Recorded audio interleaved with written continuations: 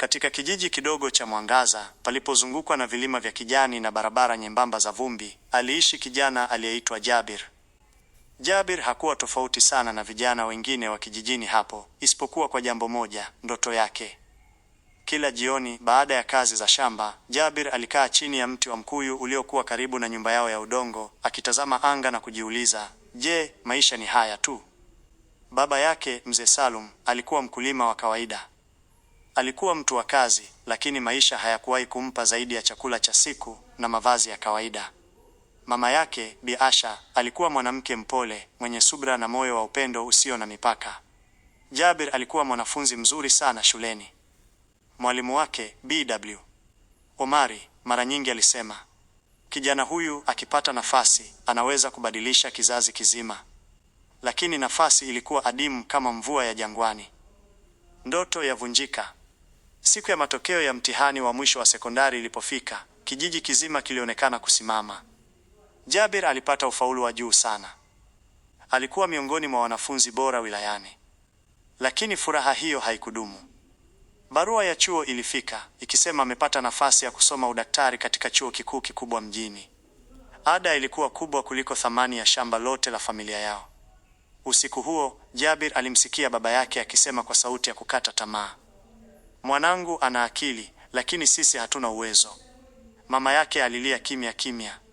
Asubuhi iliyofuata, Jabir alisema kwa sauti ngumu, sitakwenda chuo. Nitaenda mjini kutafuta kazi. Ndoto yake ilivunjika kimya kimya, kama kioo kinachopasuka bila kelele. Jiji lisilo na huruma, jiji la Bahari Kuu, halikuwa kama alivyolifikiria. Majengo marefu hayakuwa na huruma. Watu walitembea haraka, kila mmoja na shida zake.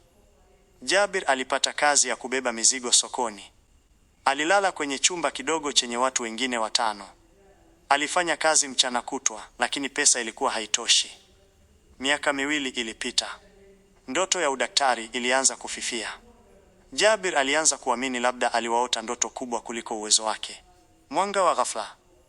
Siku moja, akiwa amechoka, Jabir alimsaidia mzee mmoja aliyekuwa ameanguka barabarani. Mzee huyo alikuwa Dkt. Ramadhani, daktari mstaafu. Baada ya mazungumzo marefu, Jabir alisimulia maisha yake yote. Dkt. Ramadhani alimtazama kwa muda mrefu, kisha akasema, ndoto haifi kwa sababu ya umaskini.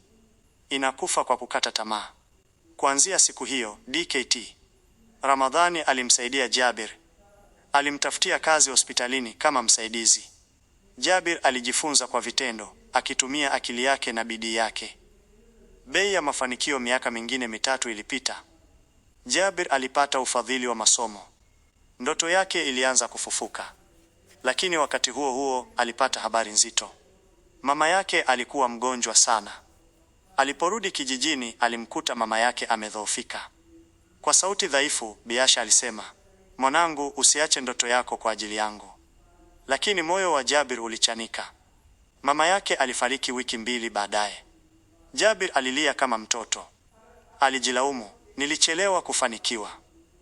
Mwanga wa waka. Jabir alirudi chuoni akiwa na maumivu moyoni, lakini pia na azimio jipya.